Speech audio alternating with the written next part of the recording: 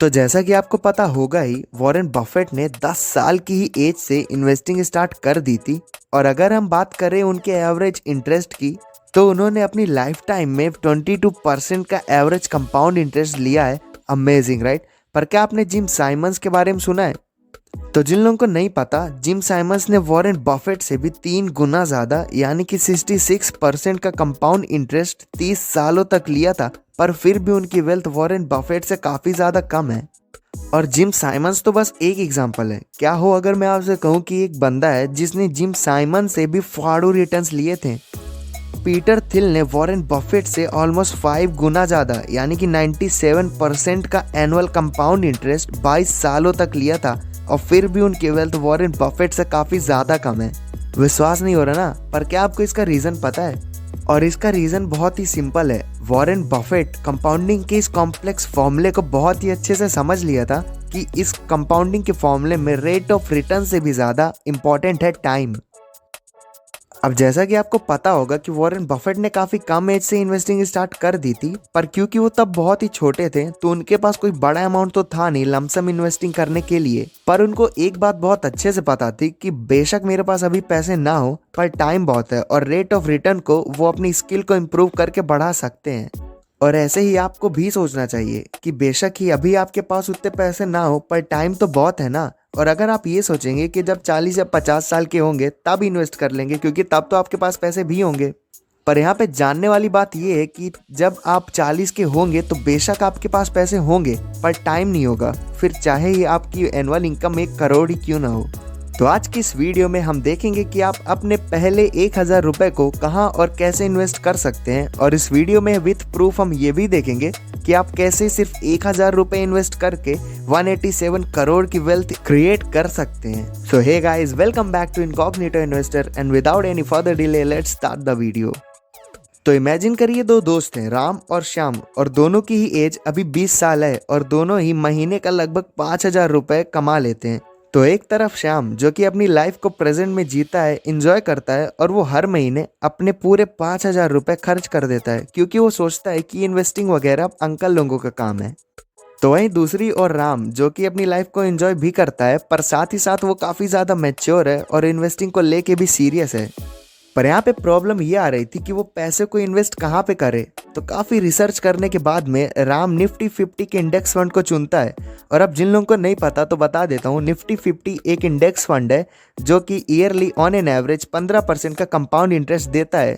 So getting back to the topic, तो अब राम भी श्याम के जैसे ही हर महीने 5000 कमाता है। पर वो ज्यादा अमाउंट तो इन्वेस्ट कर नहीं सकता, लेकिन साथ ही साथ राम कंपाउंडिंग के कॉन्सेप्ट को भी काफी बढ़िया तरीके से जानता है। तो वो डिसाइड करता है कि हर महीने वो 1000 रुपए की SIP कंटिन्यू करेगा 50 साल की एज तक। तो अब 30 साल बीत जाते हैं एंड अब राम की एज है 50 साल एंड उसका टोटल इन्वेस्टेड अमाउंट है 3,60,000 रुपए, जो उसने हर महीने 1,000 करके जमा किए हैं। तो राम ने 3,60,000 जमा किए and after 30 years of investing ये छोटा सा इन्वेस्टेड अमाउंट ग्रो होकर के 60 लाख का हो गया है। एंड यहाँ पे हमने 15% का एनुअल कंपाउंड इंटरेस्ट लिया है। यहाँ पे देखने वाली बात यह है कि राम ने केवल 1000 रुपए की मंथली SIP की थी, और अगर वो 5 या फिर 10,000 की मंथली SIP होती तो ये नंबर काफी ज्यादा बड़ा होता। तो अब अगर श्याम की बात करें तो जब श्याम 30 साल का हुआ तब जाके उसकी बुद्धि खुली और उसने मंथली SIP करने को सोची। पर अब क्योंकि वो राम से 10 साल लेट था तो उसने 1000 की जगह 3000 की मंथली SIP 50 साल की एज तक करने को सोची ताकि वो राम से आगे निकल सके। तो जब हमारे श्याम बहू 50 साल के हो गए, पर जबकि उन्होंने 3000 की मंथली SIP की थी, पर क्योंकि वो राम से 10 साल लेट थे इसलिए उनका अमाउंट ग्रो होकर के केवल 43 लाख रुपीस ही हुआ, मतलब राम से 17 लाख कम। तो इस एग्जाम्पल से आप ये तो समझ गए ही होंगे कि आप कितना अमाउंट इन्वेस्ट कर रहे हैं। इस बात से उतना फर्क नहीं पड़ता जितना फर्क इस बात से पड़ता है कि आप कब स्टार्ट कर रहे हैं। पर ज्यादातर लोग इन्वेस्ट इसलिए नहीं करते क्योंकि उनको स्टॉक मार्केट बड़ा ही कॉम्प्लेक्स लगता है। और इस चीज से रिलेटेड वॉरेन बफेट का एक फेमस कोट है। वो कहते हैं कि if algebra and calculus was required for investing, I would have to go back delivering newspapers.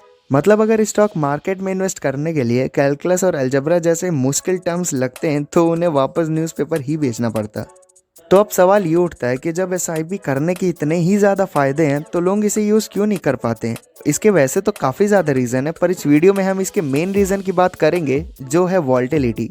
By the way, हमने एसआईपी के ऊपर काफ़ी डिटेल में वीडियो बनाई है, तो अगर आपको एसआईपी के मैजिक के बारे में और अच्छे से जानना है तो आई बटन में क्लिक करके देख लीजिए। So getting back to the topic, and अब बात करते हैं एसआईपी के उस वॉल्टिलिटी की जिसके कारण लोग एसआईपी कंटिन्यू नहीं कर पाते। एंड इस चीज़ को काफ़ी डिटेल में समझने के लिए देखते हैं एग्जाम्पल। सो इस एग्जाम्पल में हम 1000 रुपये की मंथली एसआईपी करेंगे निफ्टी 50 के इंडेक्स फंड में। तो 30 जून 1999 को हमने अपनी फर्स्ट 1000 रुपीज़ की एसआईपी की, देन सेकंड की 30 जुलाई 1999 को, और 30 सितंबर 1999 तक आपको काफ़ी ज़्यादा मज़ा आ रहा था क्योंकि आपकी इन्वेस्टेड अमाउंट तो सिर्फ 4000 थी, पर वो ग्रो होकर के 4266 रुपीज़ हो गई थी। और अपने नेक्स्ट इंस्टॉलमेंट में जब आपने टोटल 5000 रुपये इन्वेस्ट कर दिए थे तो बढ़ने की जगह उल्टा घट करके काफ़ी ज़्यादा लो हो गए, और इसी तरह आगे आने वाले कुछ महीनों की ऊपर नीचे होता रहा। और 1 जनवरी 2001 में जब आपने अपना टोटल इन्वेस्टेड अमाउंट 19,000 कर दिया था तो वो ग्रो होने की जगह उल्टा घट करके 17,000 हो गया। और इस पॉइंट ऑफ टाइम पे आप अपना आपा खो देते हो क्योंकि यार 1.5 साल हो से भी ज़्यादा का समय हो चुका है। और अगर आपने इसकी जगह किसी एफडी में भी इन्वेस्ट किया रहा होता तो भी इससे काफ़ी ज़्यादा अमाउंट हो जाता। और इन्हीं सब चीज़ों से फ्रस्ट्रेट हो करके आप अपनी एसआईपी तोड़कर पैसे निकाल लेते हो, एंड बूम, आपका लॉस हो गया। क्योंकि अभी तक जो आपको लॉस हुआ था वो असली लॉस नहीं था, वो तो बस पेपर लॉस था, रियल लॉस नहीं हुआ था। और रियल लॉस अब हुआ है। मेजॉरिटी ऑफ लोग यही गलती करते हैं, वो मार्केट की अप्स एंड डाउन से थक हार के एसआईपी डिसकंटिन्यू कर देते हैं। तो अब देखते हैं कि अगर आपने अपनी एसआईपी डिसकंटिन्यू ना की होती तो क्या होता। तो अब डेट है 30 नवंबर 2016, आपका टोटल इन्वेस्टेड अमाउंट है 2,10,000 एंड वो ग्रो हो करके 8,13,000 हो गया है। एंड अब टाइम को थोड़ा और आगे बढ़ाते हैं, तो अब डेट है 30 अगस्त 2021 को, आपका टोटल इन्वेस्टेड अमाउंट 2,67,000 है, एंड ये अमाउंट ग्रो हो करके 18,68,000 से भी ज़्यादा हो गया है। एंड ये है magic of SIP combined with the power of compounding. और मुझे पता है कि आप में से कई सारे लोग ड्रीमर हैं, तो आप इससे पहले कि आप ये बोले कि ये बस 18 लाख ही हैं, इससे वेल्थ क्रिएट नहीं होगी, तो आपको ये बात भी ध्यान में रखनी चाहिए कि आपने बस 1000 रुपये की मंथली एसआईपी की थी।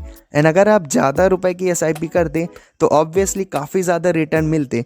एनीवेज, आपको मल्टी बिलियनियर बनना है तो आपको ये एग्जाम्पल ज़रूर देखना चाहिए। तो जैसा आपको पता होगा कि वॉरेन बफेट की total wealth more than 6.5 lakh crore rupees है। एंड इसका रीज़न ये है कि उन्होंने 10 साल की एज से ही इन्वेस्टिंग स्टार्ट कर दी थी, पर अब आप तो उनसे लेट हो गए हो और ना ही आपके पास वॉरेन बफेट जैसा स्किल सेट है, तो आप क्या कर सकते हो। सो आप वॉरेन बफेट से स्किल सेट में भी पीछे हो और इन्वेस्टिंग में भी लेट हो, तो आप डिसाइड करते हो कि आप हर महीने 1000 रुपये की एसआईपी करेंगे निफ्टी 50 के इंडेक्स फंड में।